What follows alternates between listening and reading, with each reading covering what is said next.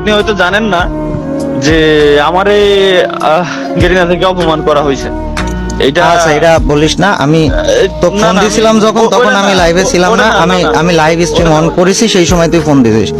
না না ওইটা ওইটা বলিস না আমাকে লাইভে। অপমানটা করা হয়েছে কিভাবে, কারণ আমাকে ইভেন্টে ইনভাইট করা হয়। কোন ইভেন্টে? ঠিক আছে, ওই আমাদের খুলনায় ওই যে একটা ইভেন্ট হচ্ছিল, এই যে বুয়া বুয়া মিট নামের কোন ইভেন্ট মেবি, ওই যে আপনার যাই হোক ওই যে টুর্নামেন্ট খেলতে গেছিল না আরএসকেরা টিম সহ, হ্যাঁ এই যে টুর্নামেন্ট ছিল ওইগুলো লাইভ, ওই যে সরি মনে পড়ছে, ওয়াচ পার্টিতে আমাকে ইনভাইট করা হয়। আগের দিন পর্যন্ত সব ইনভাইট করা হয়, আমাকে বলে যে ভাই আপনি আপনার টিম নিয়ে আসতে পারবেন। 9 জন আমার যে টিমে আছে, ওই 9 জনটা নিয়ে আমি এক জায়গায় গ্যাদার করছি, ঢাকায় আমার বাড়ি, যে কালকে সকালে ঘুম থেকে উঠেই আমরা চলে যাবো ডিরেক্ট খুলনা থেকে আমার বাড়ি ঘুরে এসে দেন পরের দিন আবার আমরা ঢাকা ব্যাক করবো। ক্যামেরা ট্যামেরা সেট আপ সব আমার রেডি। এখন রাত 3টের সময় আমারে কল করে, আল্লাহর কি রহমত, ওই সময় আমি যাই গেছিলাম।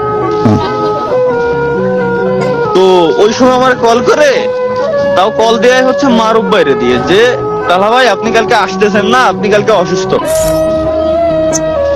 আমি বললাম মানে? যে আমি এটাই আমিও সর্বপ্রথমবার এটাই বললাম যে আমি বুঝতে পারিনি তখন।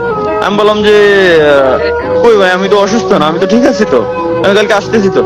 পরে মারুফ ভাই আমার আবার বললো যে ভাই আপনি কালকে আসতেছেন না, আপনি কালকে অসুস্থ।